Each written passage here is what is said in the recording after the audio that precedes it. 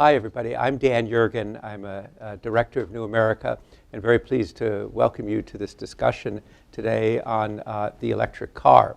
And also very happy to welcome the viewers on C-SPAN to our discussion.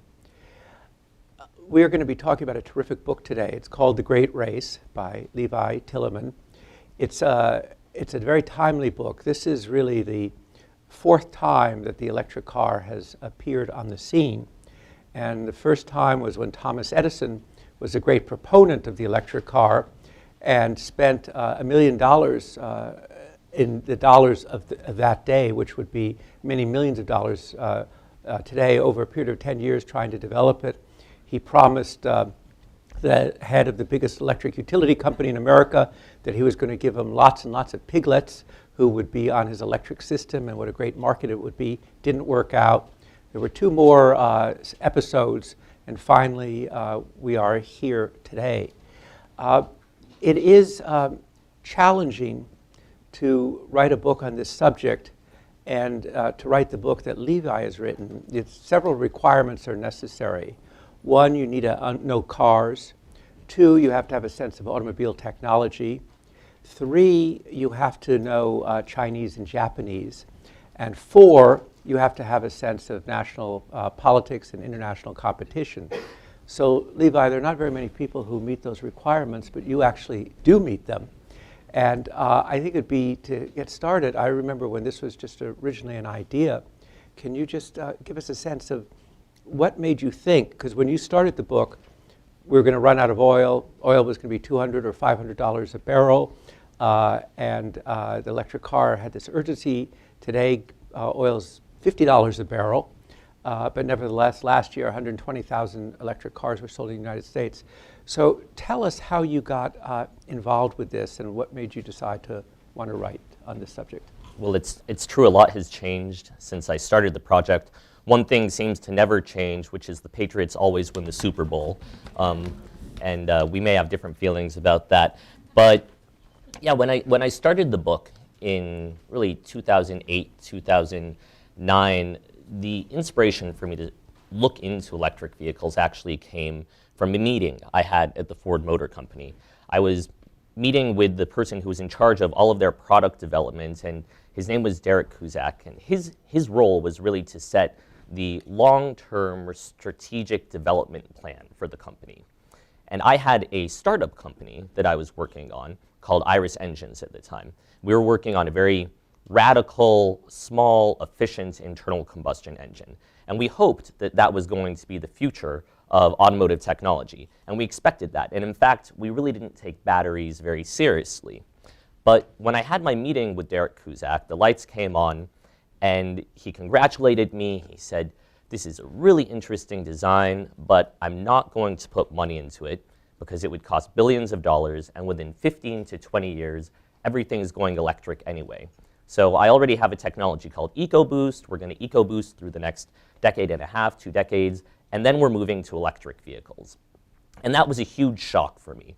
I walked out of the meeting with my partner, and I turned to him, and I said, "Do you think he was serious about batteries?"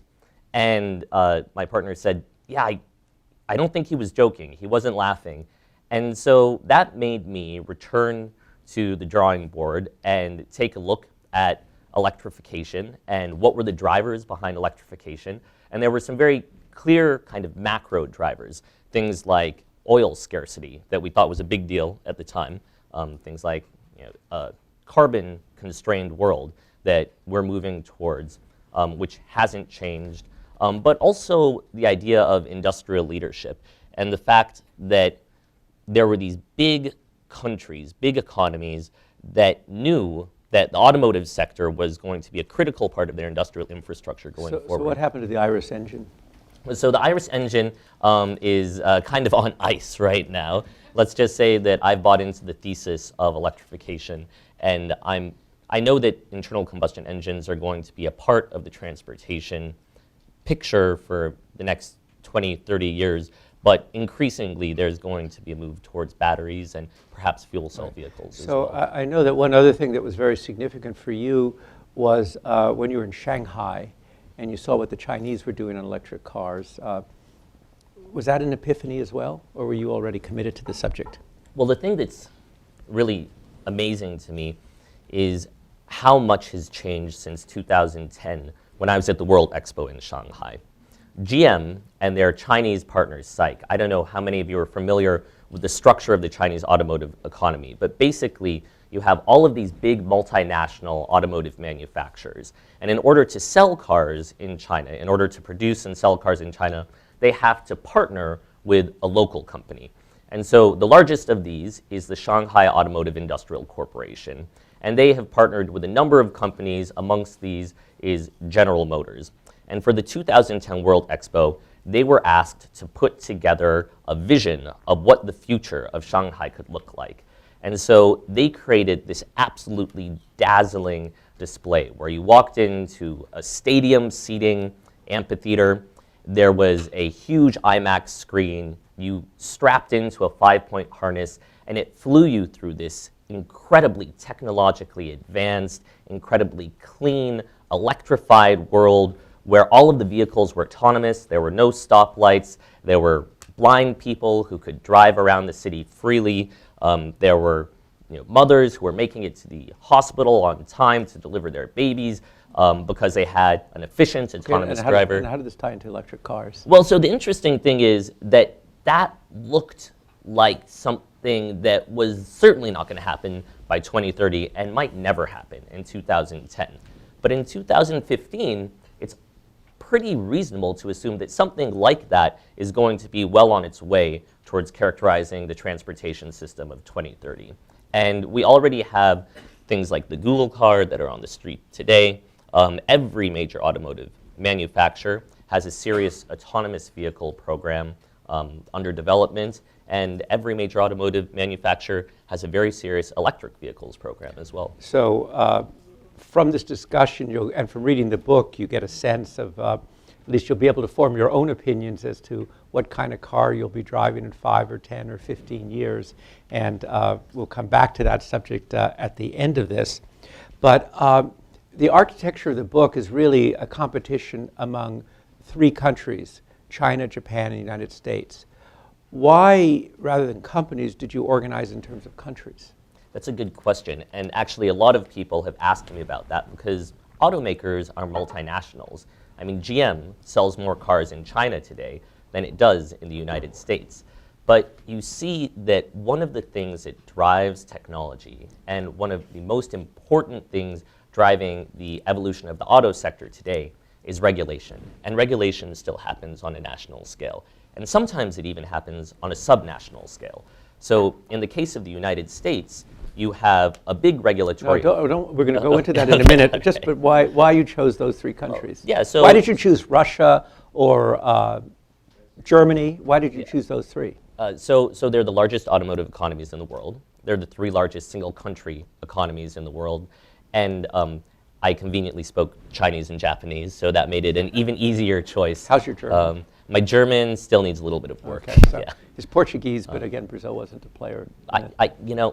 I could have added Brazil into the mix. They have some interesting history on import substitution industrialization, right. But it wasn't quite as sexy as autonomous cars. So you do talk, you started to get to this study, but you talk about China, you talk about the United States, you talk about Japan, and then you talk about what may be the most powerful unknown agency in the world, California Air Resources Board, CARB, and you talk about the long reach of CARB and how important that is. Tell us why California, which at this point is still part of the United States, you treat as a separate sovereign. So starting in the 1940s, California was subject to really a rolling environmental crisis, which was a smog crisis. And the problem was in the 1940s, nobody knew where the smog came from. It sounds crazy to us today. It seems obvious that smog comes from industrial emissions and from automobiles, but at that time, people really didn't know. And there was a California-based scientist from the California Institute of Technology named Ari Hagen-Smit who did some cutting-edge research and figured out that most of the smog in Los Angeles in particular was coming from cars. And the result of that was over the next 10, 20, 30 years, California built up what was by far the most sophisticated regulatory infrastructure for researching and also regulating the emissions of automobiles, but also other forms of environmental pollution.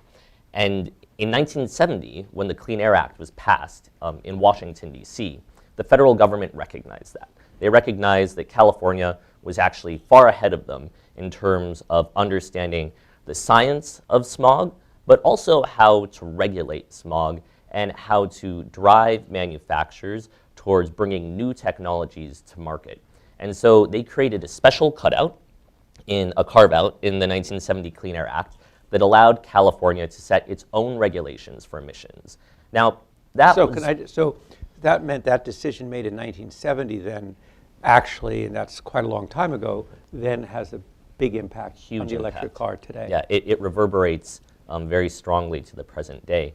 And it's even more impactful because of the fact that other states are allowed to opt into California's very strict air pollution requirements.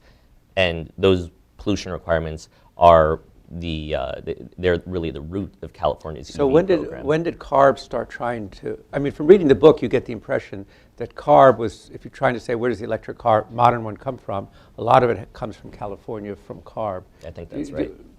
That's what your book says. Yeah, yeah. So, yeah. You agree with your book. Yeah, you haven't changed your mind. Yeah, I mean, sometimes I have disagreements with myself, but not in this case. Yes. So tell us how CARB yeah. got, where we are now, what CARB did to get the electric car on the road. So it's an interesting story. In the 1980s, General Motors was really in a bad place. They were being drubbed by the Japanese, who were flooding the US market with really high quality, low cost automotive imports.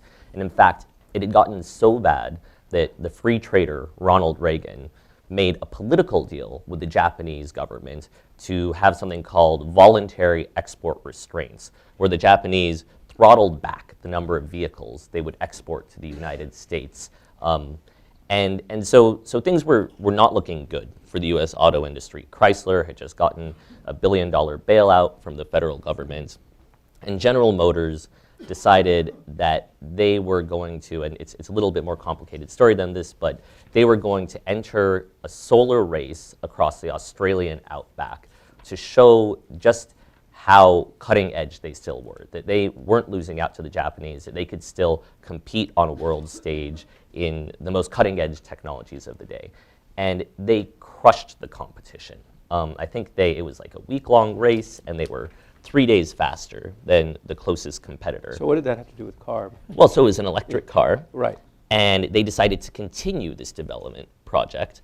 And they built a concept car that they had wanted to call it the Santana, but GM leadership decided to call it the Impact. And it had a huge impact on the automotive industry because regulators from CARB drove it at the Los Angeles Auto Show. And they decided that this was their perfect weapon against Was that the smog. one that was called the egg on wheel?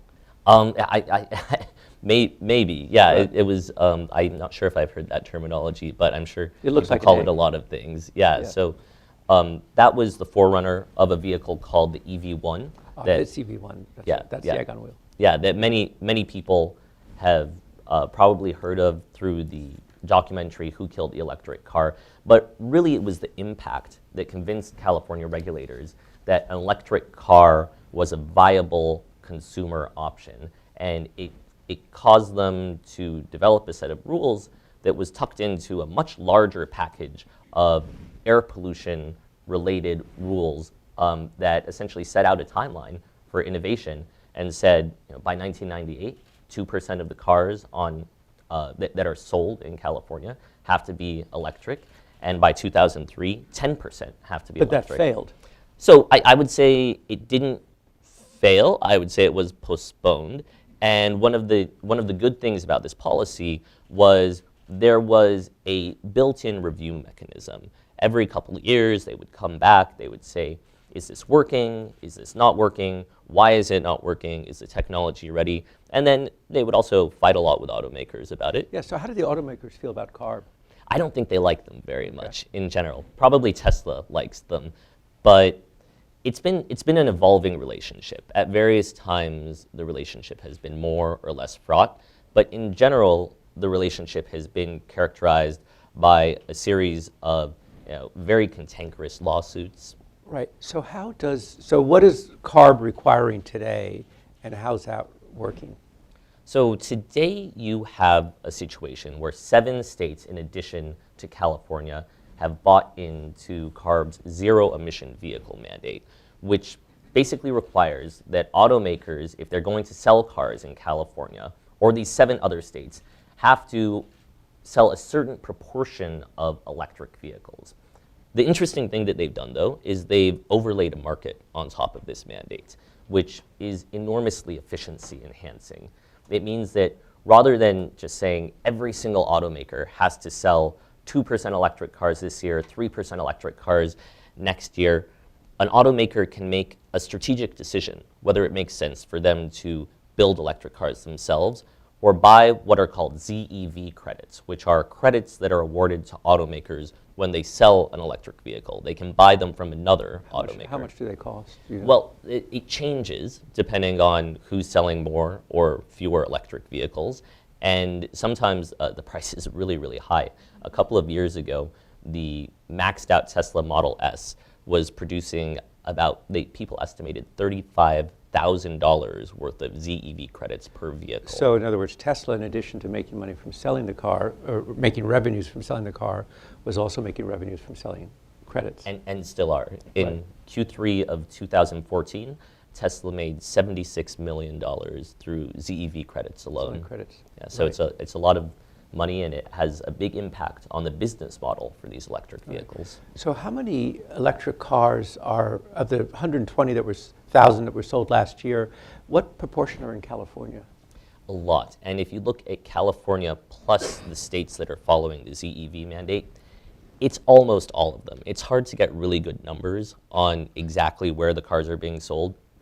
But California put out an announcement, I think November of last year, that it, together with its partner states, had sold 250,000 electric vehicles.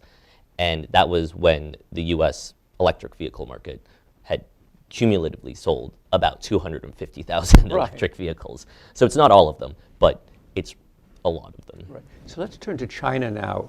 China, if we were having this conversation 5 years ago, the news coverage, the articles were about how China was going to eat everybody else's lunch with the electric car. Why is China so committed to the electric car? And then once you answer that, we'll come back to the question of how it has worked out and how it hasn't worked out. There are a number of reasons why the electric vehicle makes a lot of sense for China. First of all, they have horrible air pollution problems. Anyone who's spent time in China has seen this.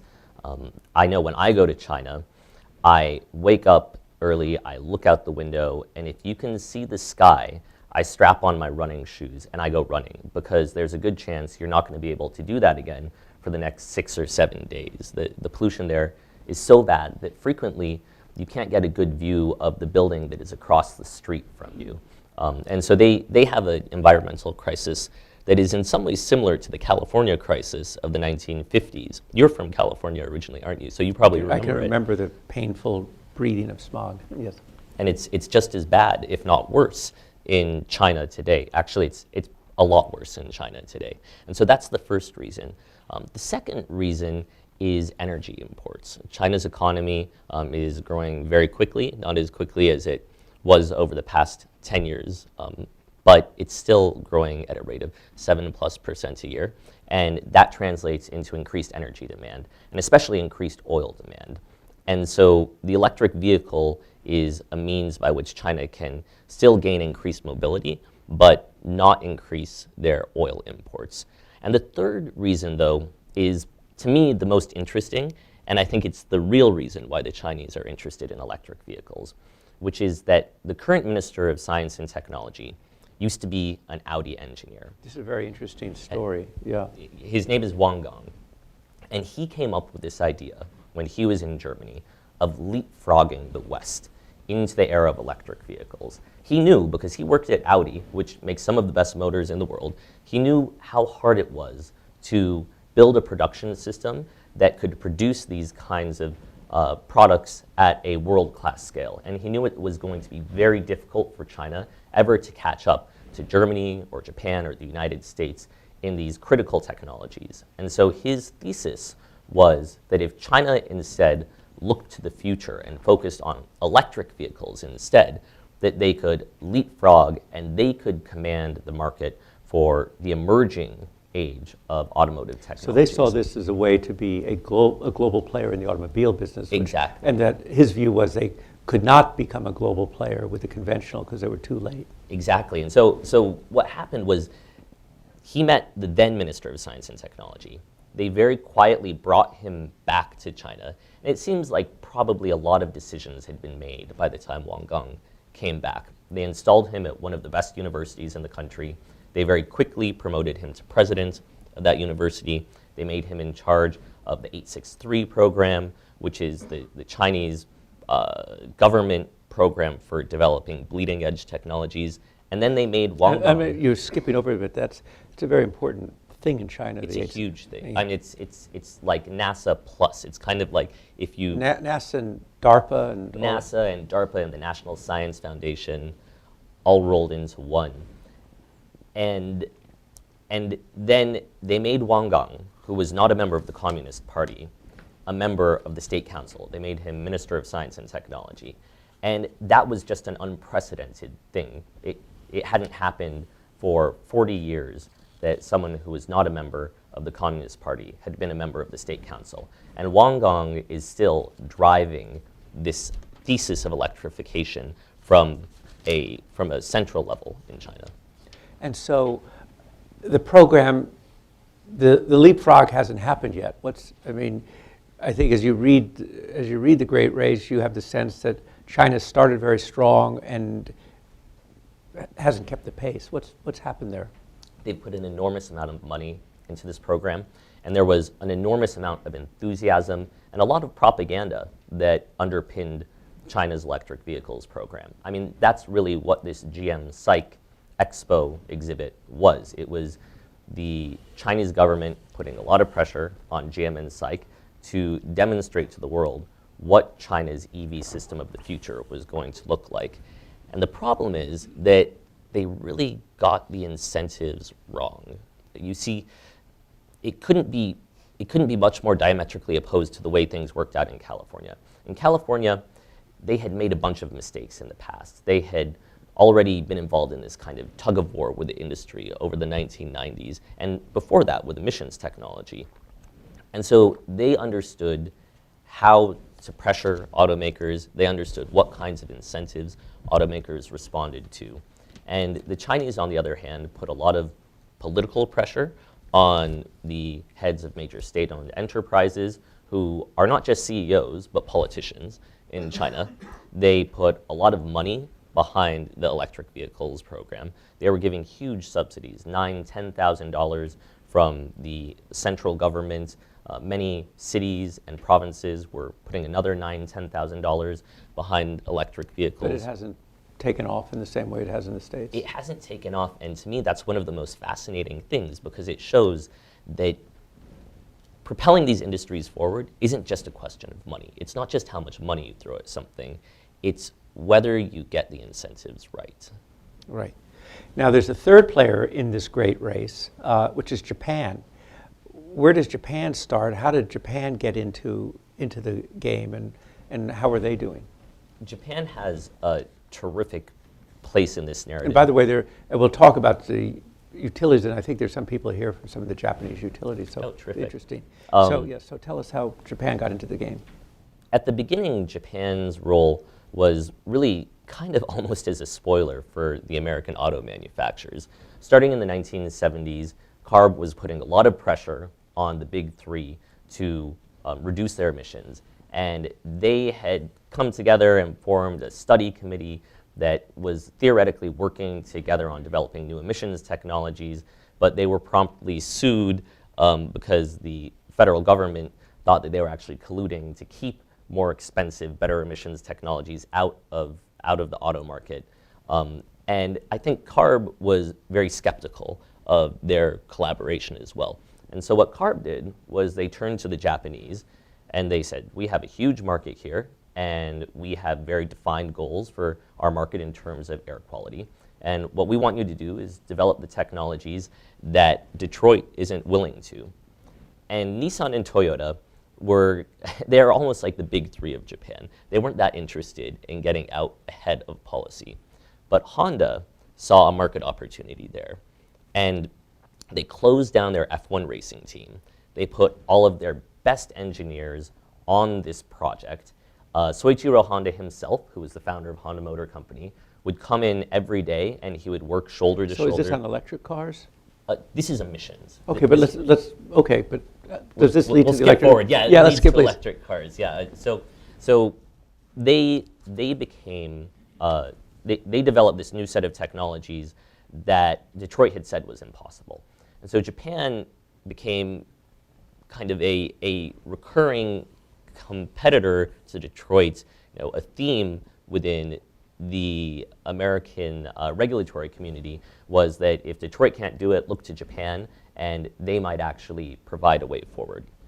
Well, yeah. So then, get us to the electric car. Right. Now. So the electric car angle comes in the 2000s. In the 1990s, just like every car company that was selling vehicles in California, the Japanese were forced to build electric cars, and they were building electric cars. They weren't doing it with great gusto. Certain companies latched onto the technology more than others. But as the first EV program that California put forward was getting mired in lawsuits and kind of slowing down, there was a nuclear engineer who worked at the Tokyo Electric Power Company.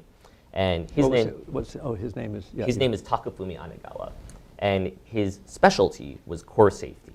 He actually started his career at the Fukushima Daiichi nuclear complex, which many of you may be familiar with because that's where there was this horrible nuclear accident starting in 2011.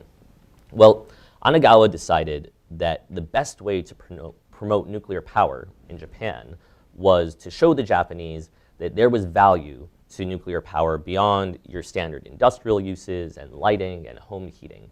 And so he presented a plan to the management of the Tokyo Electric Power Company to build an electric vehicle infrastructure that would allow Japan to transition away from oil and towards a nuclear-fueled automotive fleet. And they said, this is a great idea, we have to find someone to do it. Nobody wanted to. And so Anagawa left his position as a very respected nuclear engineer to run this electric car program. He spent years knocking on doors, trying to get people involved, but most of the Japanese automakers said, we're not interested, because now that California isn't forcing us to do this, we have zero incentive to get out in front of the pack from a technology perspective and to build an electric vehicle. Finally, Subaru and Mitsubishi decided that this was something that they were interested in. And at least with Mitsubishi, it wasn't really a decision that came from the top of the company.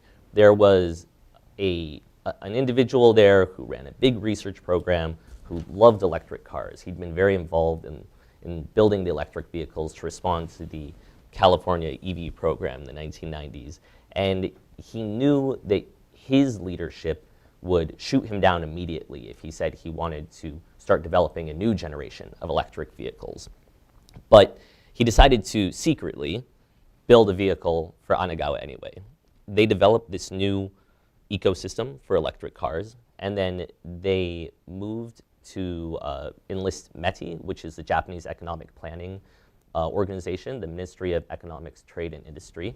And METI decided to do a study on whether electric vehicles really were the future of transportation.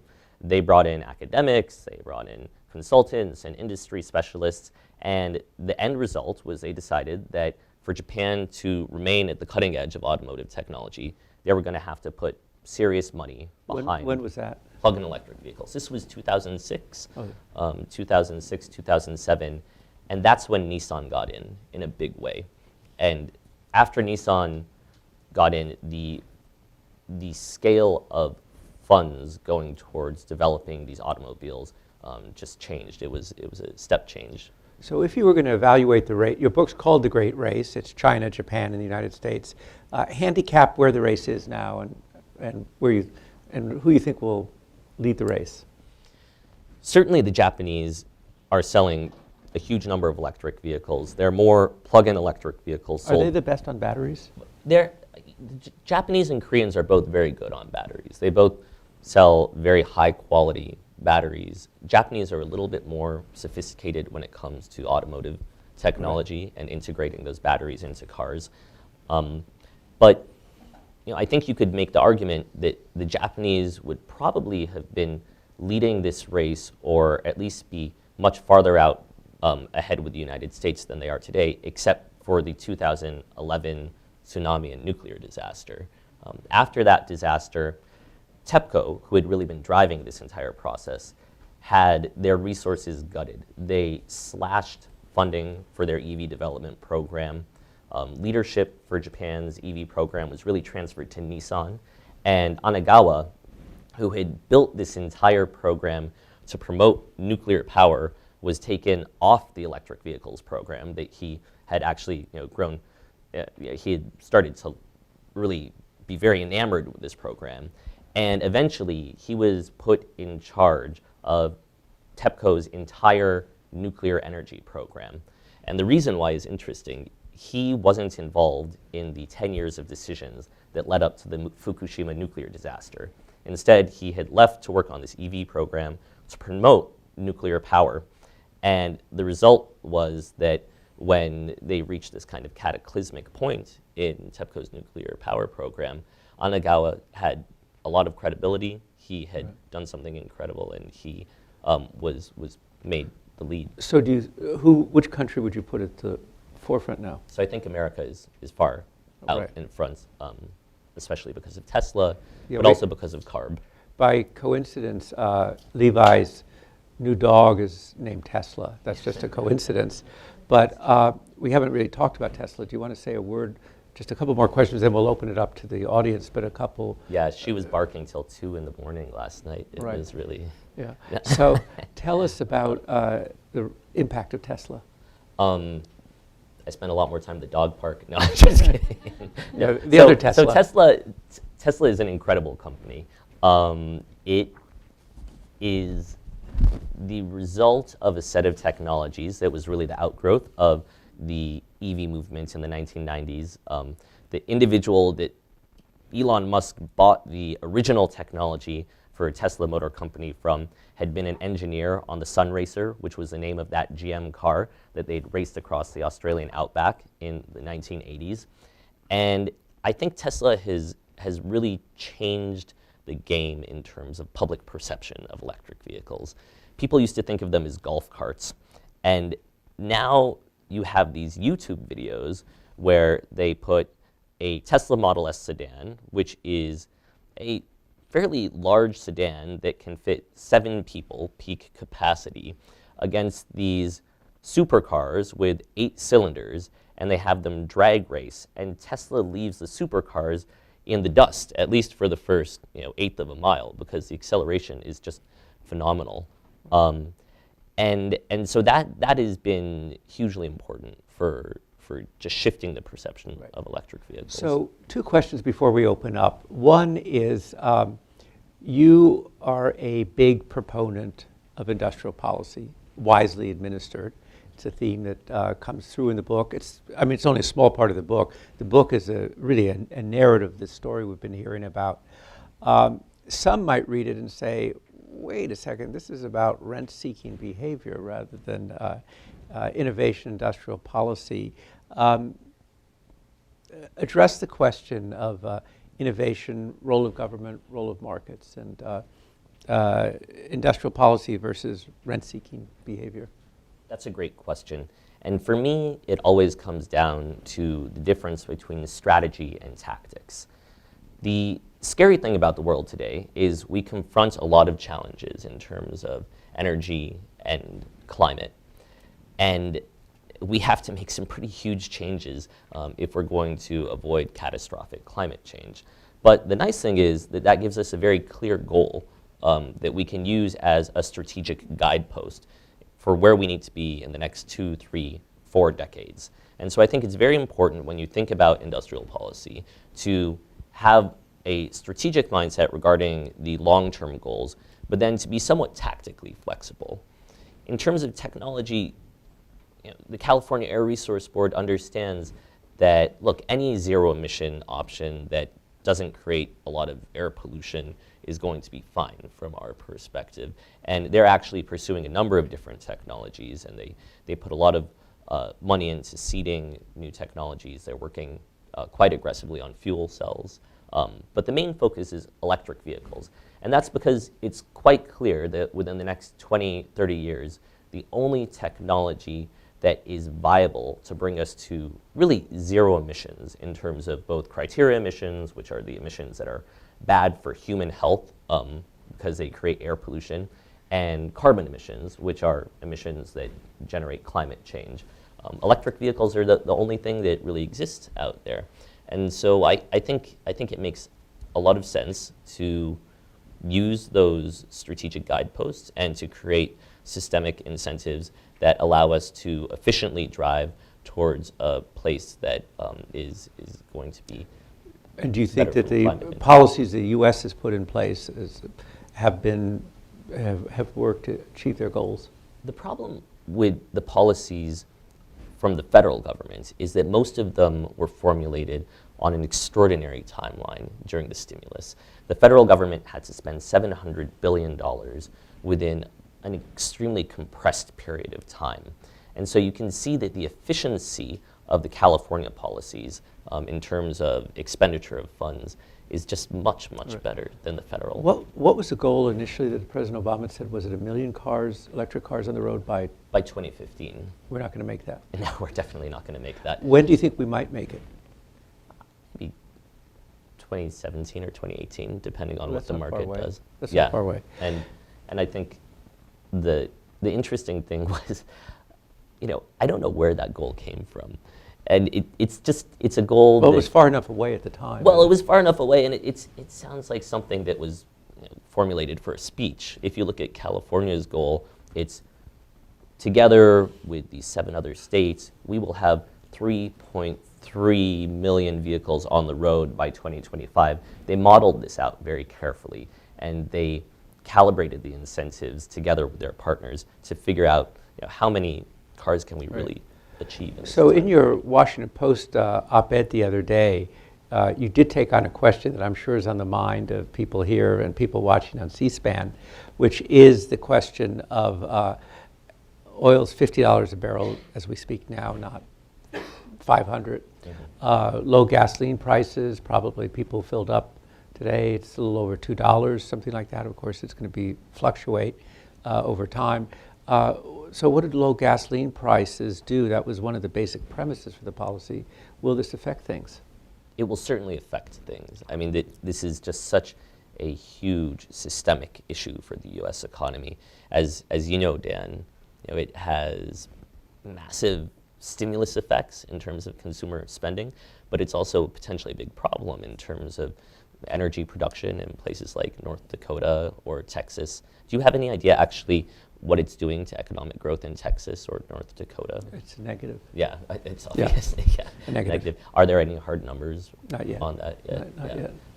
But you see it obviously has these huge systemic effects. But the nice thing about the California program is that they've created a shock absorber mechanism for the EV market, which is the ZEV credits. If you sell fewer electric vehicles, that mandate is still in place. And so that means the price of the credits for electric vehicles goes up. And that creates an incentive for automakers to lower their prices, to do whatever they have to do to sell more electric vehicles. So they don't either have to buy really expensive credits from someone else, so they have to meet this mandate. That's the critical thing. And I don't see the Californians retreating on that. So it will probably have some effect, but the truth is that there's kind of this self-equilibrating mechanism. Well, let's open it up for questions, and I believe there are microphones and right there. So let's start the first hand I saw is the one way in the back, And we've got to use the microphones because of our Yes, how do you do it? viewers here on C-SPAN. This is Henry Hetker, researcher at NARA. Maybe a few years ago, I heard that they were trying to define what is an electric car, and General Motors indicated that the Volt is an electric car. And then we heard analysis saying that it's not a true electric car, it's a hybrid. However, you know, the motor it has in it is just to recharge its electric motors. Its battery, so the electric motor is the drive system. We have, you know, the Japanese small electric cars, a hybrid car, that's considered a hybrid.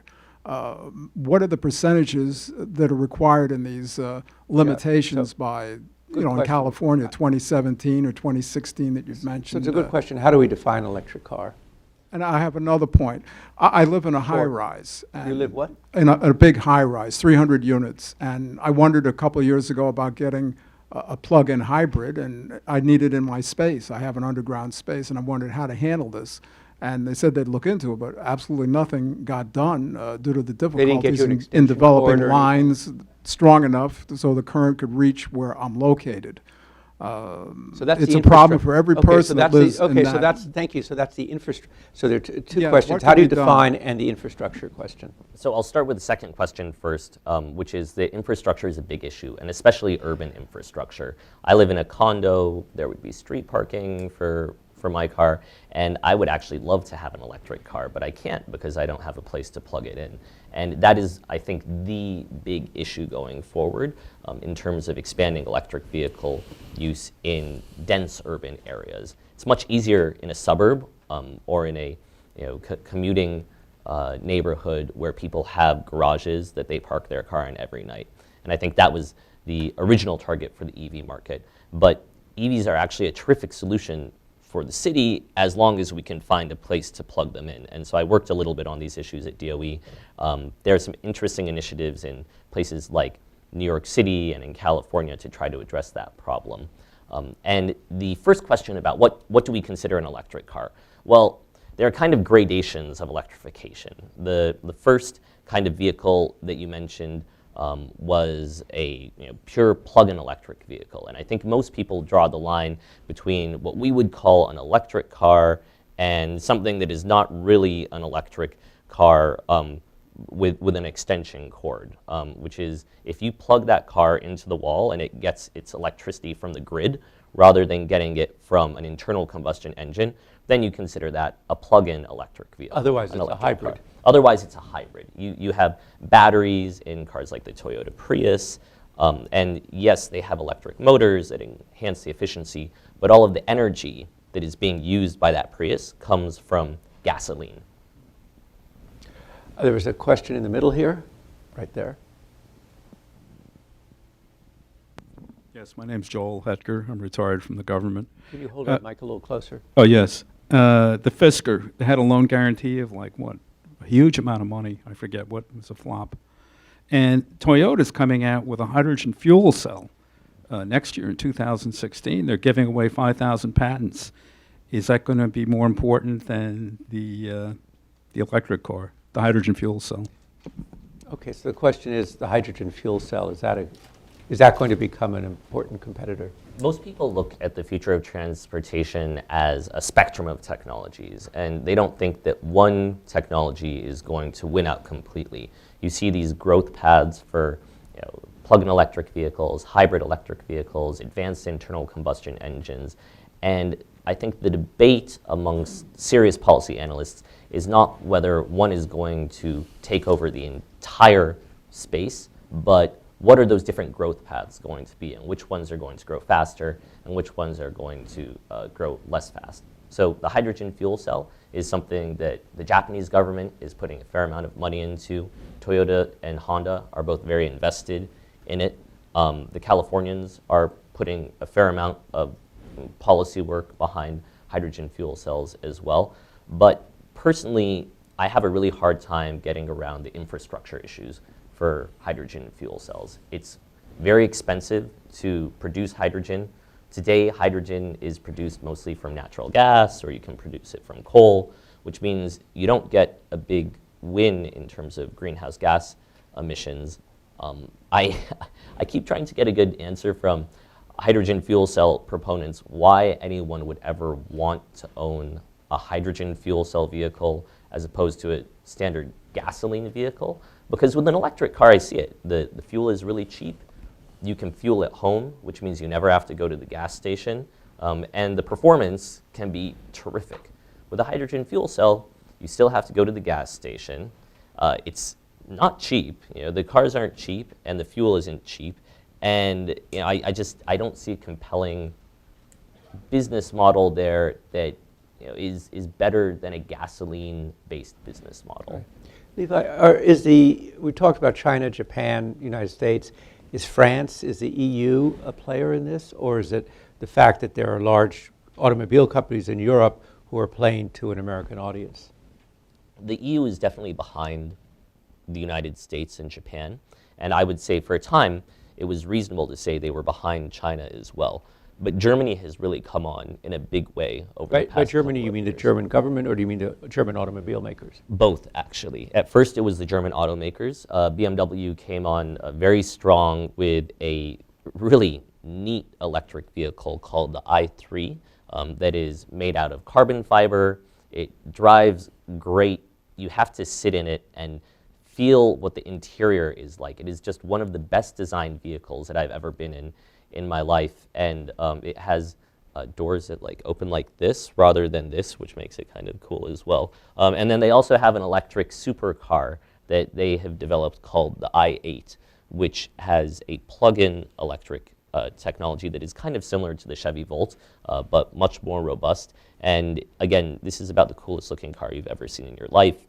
They're actually Cooler than a Tesla.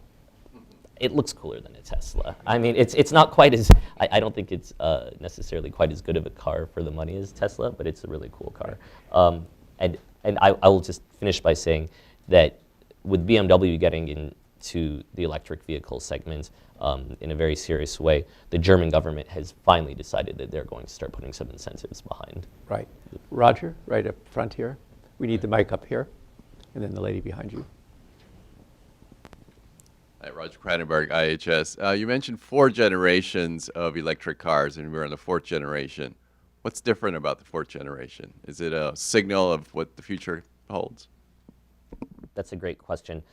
I think the thing that is different about the 4th generation, to me, you should just briefly say what were the. So Thomas Edison was the first generation. yeah, so I mean, I think you can say there are 4.5 generations, and it depends on what continent you're on. There's Thomas Edison, who put more than $1 million of his own money into electric vehicles.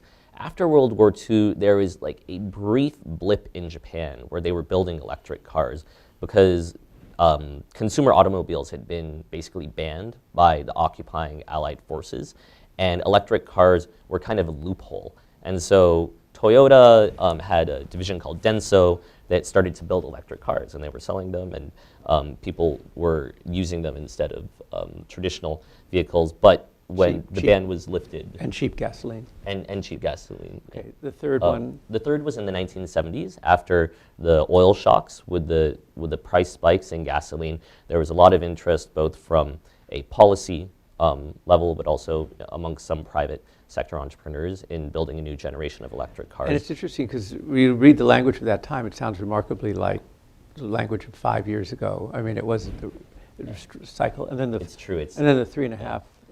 Yeah, and then the other is in the 1990s with California's first, I would say, aborted or extended electric car program. And the current generation of electric vehicles really started in Japan in 2006, 2007. So what would you say is different about this one? The first thing that's different is just the scale. I mean, the scale is so much bigger today than it's ever been in the past. So we sold 120,000 electric vehicles in the US last year, which may not sound like a lot in terms of a 16, 17 million vehicle automotive industry, but it's huge in terms of laying the technology foundations for truly mass-produced and mass-market electric vehicles. And I think that's the number one thing. From a technology perspective, there are some things that are clearly different. So we have better motors that are the result of a new generation of permanent magnet-based permanent magnet-based battery motors that are they're just superior to the ones that they were using in the 1990s. We have a different set of technologies going into the batteries. In the 1990s, the batteries that they were using were mostly lead-acid batteries, some nickel metal hydride batteries, some very early stage lithium-ion batteries, but the batteries that you're using today are almost all lithium-ion batteries, and the cost has come down enormously. Just since 2008, the cost has plummeted by 75–80%, and so things are moving really fast. Right. The lady there had her hand up. Zoe Lippman from the Blue Green Alliance. First, Levi, this is a great story you're telling here, and very, very exciting to see it come out. The earlier question about how do all the different technologies across automotive innovation connect, I'd like to sort of follow up that, especially since we're here in DC, because we're seeing a transformation across the automotive technology at the moment. Can you talk a little bit about how some of the whether you think some of the federal policy drivers that are transforming the industry as a whole impact the electric vehicle industry? And maybe just for example, the earlier speaker mentioned Fisker. Well, the same loan programs were critical for both Tesla and Nissan, and highly successful. And so I just was curious, how do some of the larger automotive federal incentives connect to this story? That's a huge question and a very good question. Obviously, the federal government was very important for buoying Tesla through a very, very difficult period during the economic crisis. The federal government basically saved the US auto industry. As Zoe, I know you're an expert on these issues, so you know better than anyone, we could have lost General Motors, we could have lost Chrysler, and if both of those companies would have gone under, then that really would have had horrible effects on the supply chain of Ford, which could have meant that we lost Ford as well. And And horrible effects on the U.S. economy. Horrible effects on the U.S. economy. I mean, I think the kind of mid-range projections are that we would have lost another 2 million jobs if Chrysler and General Motors would have gone under. So it would have been a huge problem. And the federal government, although they spent a lot of money during that time period, and some of the money was perhaps not put to use in the most efficient manner, has had some very, very important policies over the last 10 years that supported the industry and the electric vehicles industry specifically. There's a very important federal tax credit of $7,500 for electric vehicles that has made a big difference in terms of consumer willingness to purchase electric cars. And then, the final thing is fuel economy requirements. And that is just the most interesting story. I was talking with one of Obama's energy advisors the other day, Heather Zeichel, and Heather was saying that Mary Nichols, who was head of the California Air Resource Board, was practically running the federal government's negotiations with automakers when they were negotiating the fuel efficiency requirements. And so these fuel efficiency requirements will promote electric vehicle manufacturing to a certain extent because people are going to want to up their MPGs by deploying electric vehicles. But most people say that 54.5 miles per gallon by 2025, which is what the future fuel economy requirements are, can be achieved mostly without plug-in electric vehicles. It's not, it's not something that's going to drive electrification in the same way that the California programs do specifically drive electrification. Right. I think there's a last question there. Yeah, those last two questions and then two questions for me. So, I'm Tamika Tilleman. I'm at New America and a very long-time fan of Levi's work. And Levi, I want to go back to an earlier point that Dan Yergin had raised in his question about industrial policy. There are two ways, as an economist, to look at industrial policy for a new sector of the economy. You can make a very strong argument that if you have a new industry that's coming online, it makes sense to put out incentives in order to help them get a foothold and build the infrastructure that they need to compete. But you want to time limit that. You don't want to provide those incentives forever. But you can also look at the incentives that are being provided to the electric vehicle industry from an environmental perspective and say that it's a mechanism for mitigating externalities associated with the internal combustion engine. And in that sense, maybe you don't put time limits on the incentives. And I'd be curious to know your view, how you see this process unfolding in a perfect world.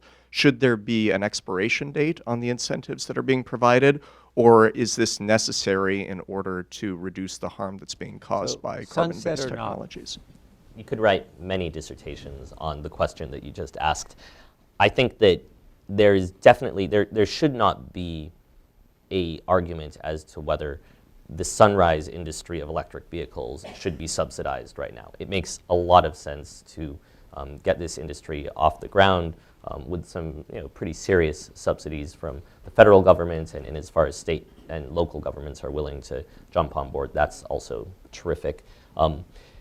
I think there are probably better ways of dealing with the long-term externality of climate change than subsidizing the electric vehicle industry specifically. But the thing that I see in effective industrial policy is that it is administered by people who are not so constrained politically that they can't recalibrate when the external environment changes. And you see that very clearly in terms of how the Japanese have approached the automotive industry, and also in terms of how the California Air Resource Board has approached the automotive industry. You can't know what's coming in the future, and so to just expect that you're going to be able to set out a philosophy or a specific game plan and follow that for the next 10 or 20 years is a little bit naive. And I think what you need to do is have a long-term strategic goal, have a thesis, start acting upon that thesis, revisit that thesis on a regular basis, and then figure out whether that thesis still holds. And so I don't think that I could actually give a definitive response except to say that you have to think strategically, and then you have to have a certain degree of flexibility tactically. Right. I think there's a last question there. Yeah, I'm Ethan Goffman of Sustainability Science, Practice, and Policy. And just the question about how California's CARB, even in the oil glut, it's counteracting and making the electric car worth pursuing anyway, even in this environment of cheap oil. Okay. Is that like unique to California CARB, or if you zoom back and look at the global level, are there other countries that are doing that? And Okay, let's get that question in. oh, okay. I think that is somewhat unique because of the fact that California has created this market mechanism to govern the deployment of electric vehicles. I mean, it's very powerful to have a mandate paired with a market, but you've seen this in other federal programs. You saw it in the acid rain program. They had this mandate regarding reductions of sulfur dioxide emissions, but they also had a market overlaid on that mandate that allowed them to dramatically reduce the compliance costs. And the Californians are clearly not the first people to use this mechanism, but I think in terms of the global automotive industry, they're the only people applying it to electric vehicles right now. Just one more point on that. To me, it is a great way of delinking our innovation policy from OPEC. It seems a little bit crazy that you should let the oil market govern how much money is going into your innovation policy for vehicles. Traditionally, when oil prices go down, people start buying less fuel-efficient vehicles, and a lot of money flees the fuel efficiency and oil alternative sector. And that has created very damaging cyclicality within these spaces. And the CARB mechanism of establishing this mandate with a market attached to it really allows California to set its own innovation policy rather than OPEC to set the U.S. innovation policy for oil. So, Levi, in the last couple of minutes that we have, this is a book, incredible research.